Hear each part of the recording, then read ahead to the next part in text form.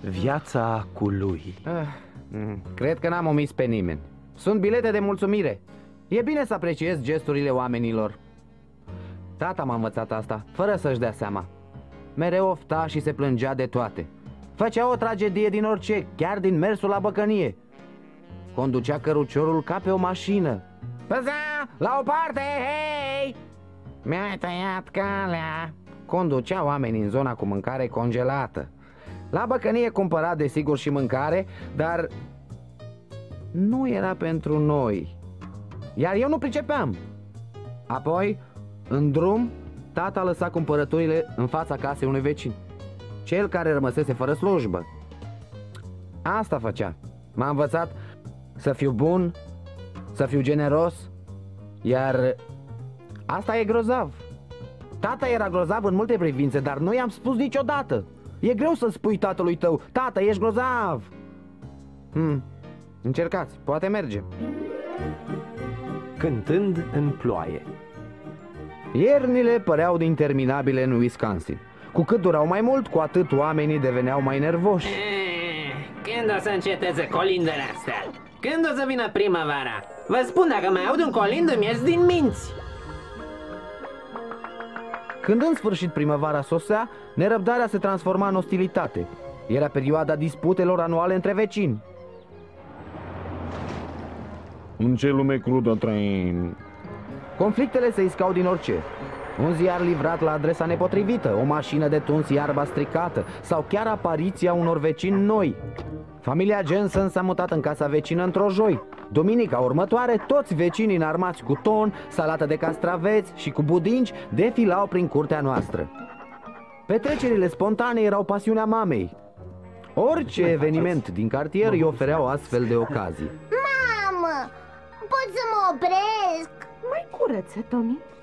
Cartofii dulci nu prisosesc niciodată. Prin intermediul ferestrei, mama obținea informații precise despre vecini. Uite că a venit și familia Powell. Sunt foarte bogați. Deși au mulțime de bani, n-au adus decât un jeleu. Dar nu-i nimic. Nu-i nimic. Mama, doamna Wilson la telefon te întreabă ce să aducă. Sunt săraci lipiți, faliți, disperați. Nu e nevoie să aducă nimic. Spune-le să vină doar. Soții Barker, bunica lor locuiește cu ei, are 102 ani. I-am împărtășit lui Scott Jensen secretele mele despre vecini. Uite, compacul ăsta e ideal dacă vrei să-i spionezi pe Henderson. Între timp, în curte, tata își demonstra talentele de gazdă. Deci, Jensen, ești patolog, așa-i? Ce-i aia? Ești șerpaș? Cauți cărări prin păduri? De fapt, patologia se ocupă cu studiul cadavrelor. Ce? Studiezi mortăciuni cumva? Într-o exprimare mai crudă, ai dreptate. Ai grijă o clipă de astea? Sigur. Ei, sper că nu ai venit direct de la serviciu. Nu. Pentru că nu vreau să înveși suc de patolog pe burgeri. Mai vrei cartofi dulci? E strigător la cer, na, câți ai făcut? Păi sunt 3 platouri pe masă, câțiva în cuptor și restul în garaj. Dar ești sigur că nu vrei? Vecinul e țignit? Andy, te rog. Studiază cadavre. Dar toți avem un hobby. E vegetarian. Crezi că o să vrea cartofi dulci? Am aflat că sunteți un vegetarian care studiază cadavre. Deci? Deci? Ai văzut aseară emisiunea lui Bob Hope? Nu-mi place. Cum? Nu mi se pare amuzant. Și uite așa a mai luat naștere o dispută între vecini. Odată l-am văzut pe Bob Hope într-un spectacol pentru prizonierii germani de război. Se tăvăleau pe jos de râs și nici nu înțelegeau limba. L-au ovaționat în picioare. Cine-ți place? Hackett, Youngman? Ce de modați sunt. Dacă chiar vrei să știi, îl prefer pe Milton Berle. Îi place Milton Berle. Tipul ăla poartă rochii. De amuzant. Incredibil! Oameni buni, vecinului meu îi place Milton Berle. Cel puțin el spune glume din secolul ăsta. Glumele lui Bob Hope nu sunt învechite, sunt glume bune, americane. Bancuri pe care nu le face fâțându-se într-o rochie și pe tocuri. Ar trebui să-ți iei... Tată, pot lua burger? Cum îl preferi, Scott? Ars sau crocant? Bună idee. Hai să ne așezăm la masă cu toții. Hei tu, Burl! Regret să te deranjez, dar câinele tău îmi distruge peluza. Snickers își îngroapă oasele, domnule Anderson. În curtea mea? Nu voiam să deschid subiectul, dar parcela aceea de acolo mi-aparține, să știți. Ce tot spui? Cine tunde iarba? Cine o curăță? Cine face manicura? Păi eu. Cine te-a întrebat? Am văzut schița când am cumpărat casa. Dovedește clar că proprietatea mea se întinde până la pomul de acolo. Da? Andy, dragă, s-a făcut cam târziu. Mă ocup eu, inimioară. Ascultă-mă, hoț de pământuri. Ai de-a face cu un veteran decorat în război. Se pare că tunurile ți-au afectat auzul. Ascultă-mă bine. Acela e pământul meu. Ba e pământul meu, ba e pământul tău. Doar pentru că rimează, nu înseamnă că e și adevărat. Ești iremediabil, Anderson, irecuperabil. Ploaia a refuzat să se oprească. Era tot mai puternică și disputa la fel. Salut, lui! Nu coaliza cu inamicul. Dar, tată... Privește, ticănosul de Jensen își mută casa mai aproape. O să fiu cu ochii pe el. Așa e, tată. Sunt sigur că se trezește în miez de noapte, se furișează afară, sapă fundația și împinge casa spre noi cu 20 de centimetri. Până la Crăciun vor fi lipite. E posibil, lui? Unde pleci, tată? La magazinul de articole feroase. E timpul să organizez defensiva. Nimic nu era mai rău decât să mergi la școală într-o zi ploioasă. Firește, tatei nu-i păsa de ploaie. Era prea ocupat cu construirea zidului chinezesc în curtea noastră. Ce faci? Îmi securizez proprietatea. Fac terenul ăsta un loc sigur pentru americanii cu frica lui Dumnezeu. O să-l țin pe patologul ăla Jensen departe de noi și pe câinele lui. Se vor întoarce în Kansas cât ai zice pește dacă mă mai înfrunt odată. Minunat, tată. Ăsta da spirit de comunitate. Te-am auzit! Speram că mă duci la școală cu mașina. Poate n-ai observat, dar plouă tare. Ce? Umezeala asta? Asta nu-i ploaie? Am fost în Marea Sudului în timpul musonului. Am dormit în Hawaii pe timpul uraganului. Am vizitat Atlantisul în timpul sezonului ploios. Aia da ploaie. Astăzi doar precipitații. Hai, nu-i cazul să ne facem griji. Haide tu la școală. Nici măcar nu o să se strângă apa. Cu viteza ciumei, vestea despre disputa din cartier a ajuns și la școală. Ce puternic ești, De ce râdeți? Taică tu a ridicat un zid în jurul curții ca să nu mai intre niciun cățel? De asta râdeți? Nu râdeam în cocote. Chicoteam și noi. Așa.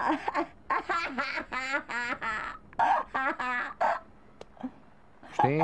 Tata n-ar fi ridicat zidul dacă javra ta nătângă nu ne-ar fi distrus peluza. Tata zice că e proprietatea noastră. Atunci e la fel de prost ca și câinele. Câinele meu e mai deștept decât familia ta. Ai mei sunt mai deștepți decât câinele tău. I-ai zis-o lui? Exact. Cotonocește lui. Atențiune copii, din pricina inundațiilor, cursurile se anulează pentru restul zilei. Vă rugăm să evacuați în Urma ordine să apăr clădirea. onoarea familiei mele într-o altă zi. Din cauza ploilor, râul se umflase și inundase întreg orașul. A fost declarată stare de urgență. Iar noi eram în culmea fericirii, fără școală o săptămână întreagă. Era ca o vacanță de Crăciun în miez de primăvară. Orășelul nostru se transformase într-un lac întins. Străzile erau inundate, magazinul Universal era inundat. Apa înghițise tot, cu excepția unei mici proprietăți. Tată, ia ghicește. Iarăși ați umblat la televizor? Nu. Vreau să văd ziua cea mai lungă și nu găsesc decât știri despre inundație. Uită-te și tu, inundație, inundație și iar inundație. Ce se petrece? E inundație, tată. Ce vorbești? Nu-i nicio inundație. Îl vreau pe duce. Vino sus. De ce să vin? Vreau să-ți arăt ceva. Uite, zidul tău a oprit apa. Mai ca să vezi. Bineînțeles, pentru asta l-am construit. Credeam că l-ai ridicat să nu mai intre câinele lui Jensen. Nu, știam exact ce fac când am construit zidul. În armată am învățat să redirecționez cursul unei ape. Am folosit același principiu când am redirecționat râul Alabama. Ce râu? Îl știi probabil sub numele de Mississippi. Hei, tată, cred că sunt cei de la Garda Națională. Pun pariu că vor să înveți pe soldați să ridice ziduri anti-inundație. Salut, Angie. Ce? Sunteți de la doamna cea norocoasă? Soția mea e genul natural. Ce bagaje, ce e asta? Un lecasanic? O, e familia Wilson, vecinii. Haideți înăuntru. Casa lor e inundată și i-am invitat să stea la noi. Dar cine sunt eu? Noi? Ha? Bine, hai, intrați. Oh, mulțumim! Vă mulțumim din inimă! Aveți grijă, 2 câte 2. Salutare, vecine! Johnsonii! Hai înăuntru, sunteți bineveniți. Sper că n-au adus jeleu din ăla verde. Mereu ni-l bagă pe gât. Mulțumesc. Ești o dulce.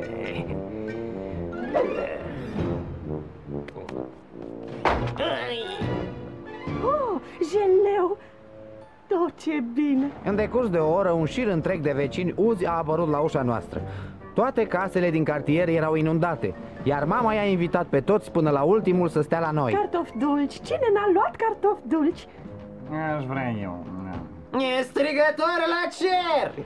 Ieșiți! Mai așteaptă și alții. O să cer chirie pe camere. Andy, generozitatea începe acasă. Să înceapă în casa altcuiva și să se sfârșească aici. Ciudat. Știi cine n-a apărut? Nimeni. Toți sunt aici. Tot cartierul e aici. Familia Jensen. Oare n-ar trebui să vadă cineva ce e cu ei? Cineva? Andy. Louis. Tommy. Nici gând, amice! Haide, Louis, cu ambele mânuțe. Te țin cu ambele mâini. Mai pune una. Ai grijă pe unde calci, alunecă. Sneakers! Sneakers! Uite. Sneakers! Unde ești? Hei, Jensen! Ce faci pe acoperiș? Stăm și noi la soare. Veniți la noi! Nu prea cred. E bine aici. Cum? Plouă! Nu, rămânem aici. Cred că se înseninează. E strigător la cer, Jensen. Nu se înseninează, e potop, n-ai citit Biblia? A? Mai întâi a fost pământul, apoi apa. Ha? Nu vrem să deranjăm. Mulțumesc oricum. Tipul e ridicol. N-ar recunoaște o calamitate naturală nici dacă s-ar însura cu ea. Oh, Andy! N-am cunoscut un tip atât de încăpățânat ca Jensen. Te-ai săturat de plajă? O să intrăm pentru o clipă. Nimic nu-i mai rău decât un vecinut. Vă predați, deci? Lui, adu-i lui Scott niște haine uscate. Regret că m-am purtat urât azi. Știi tu, la cantină. Totuși, de ce ne-am certat? Nu mi-amintesc. Nici eu. Amici? Amici, hai să-ți găsim câinele. Și ce să facem? Inundați afară lui. Ai barcă? Glumești? Am o flotă. Suntem aici, să vă rugați și pentru noi. Asta e, știu toate imnurile militare din lume. Pe asta îl cântam lui Patton ca să adoarmă, sărăcuțul. Poftim, Shirley, o sucă-te. Ți-am adus un prosop și un halat cald. Hei, ce înseamnă asta? Îți vine să crezi? Iar am rămas fără provizii. Hei, acolo sus! E pisica lui Johnson, Ginger, ia-o. Gata! Uită! Broasca familiei Wilson în dreapta, să întoarcem. Repede lui! Te-am prins, Shelly! Parcă aș juca în spectacolul lui Siegfried. Aș prefera să fiu până și Milton Berle. Ai stat destul, Anderson? Mai e apă caldă și pentru noi? Mai doriți desert? Doamne, voi fi fericit când totul va reveni la normal. Ce e, dracule? Nu pot să dorm. Mai bine zis, nu am unde să dorm. Cineva doarme în patul meu, altcineva în baia mea. Mă mir că nu mi-a mâncat nimeni grișulețul până acum. Știu locul potrivit unde pot să dormi, dragule. De Baraua? Dar ce sunt eu, o conservă de chili cu carne? Snickers! Snickers! Hei, broscuțu, capul jos, nu văd nimic. Uite-l! Vino aici, Snickers! Te-ai pălăcit destul, nu?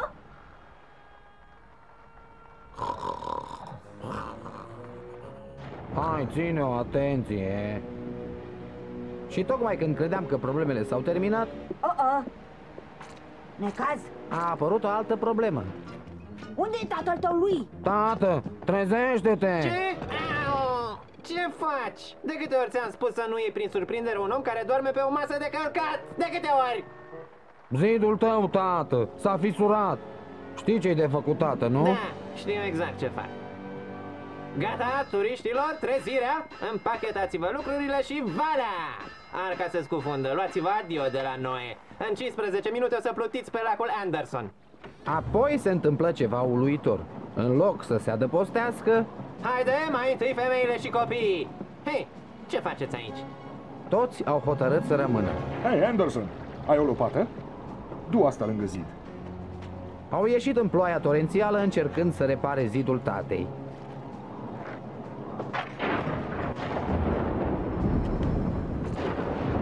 Repede, se dărâmă. Nu ține, tată. Avem nevoie de ceva mai solid. Ciment sau beton? Vrea cineva cartofi dulci? Asta e. Dăm cartofii ăia, scumpo. Ți-e foame, dragă? Prea mult amidon o să strici? Merge! Ascultați, cartofii dulci sunt soluția. Ați auzit? Cartofii dulci de la dulcea mea soțioară. Lui, distribuie-i. Mai sunt, draga mea? Știu că mai ai tu. Păi, mai sunt câțiva, cred. Cei mai mulți sunt în pivniță. Îngrozitor! A fost o noapte lungă, dar a meritat efortul.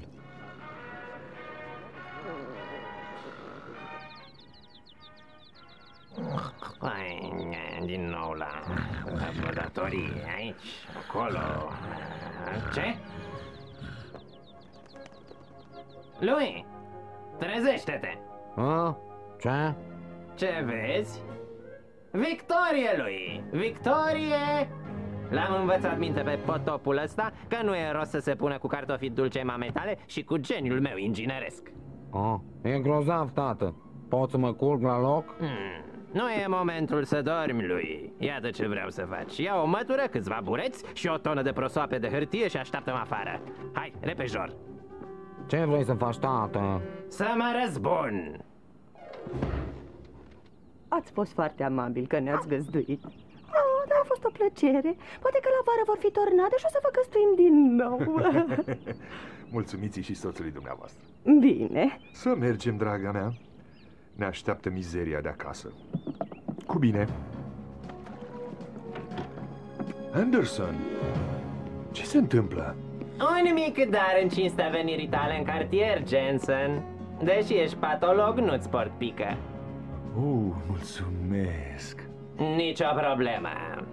Haide, lui, avem treabă. Casa lui Wilson e distrusă, deși stă la F4, ne e vecin. Omule, mulțumesc. Cu plăcere. Ne vedem mâine la școală. Stați, venim cu voi. Ce lucru ciudat! Dezastrele naturale pot distruge cartiere întregi, dar în același timp pot să-i unească pe oameni. Mai vrea cineva cartofi dulci? Firește că mereu vor exista conflicte fundamentale pe care nicio inundație nu le poate rezolva. Mă ucide! Asta înseamnă comedie, comedie adevărată! Haide, Jensen, știu că nu poartă roche, dar e nostim! E amuzant rău de tot, Jensen, face toți banii, nu știi? Venea la noi și ne distra când eram triști și stoviți. Lucrurile astea nu se uită. Eram mânjit pe față cu noroi pentru camuflaj. Râdeam atât de tare încât noroiul crăpa. Așa de bun era. N-aș zice. Cum adică n-ai zice? Bob Hope e genial! Genial! Mie nu-mi spune absolut nimic. Ce? Ce știi tu? Voi, patologii, sunteți toți la fel, n-aveți simțul umorului. Ba, am simțul umorului. Ești criminal. Pentru tine, un hoit e amuzant. Un tip întins pe o lespede, asta e nostim? Las că-ți arăt eu. Ce zici de Hope? El are comedie în sânge. Sper să nu mai fi prin preajmă când o să mor. Nu vreau să mă ciopărțești. Lui, reține, nu vreau să fie Jensen patologul meu. Să mă trimiteți la un veteran. Va ști el să-mi acopere rana de pe front.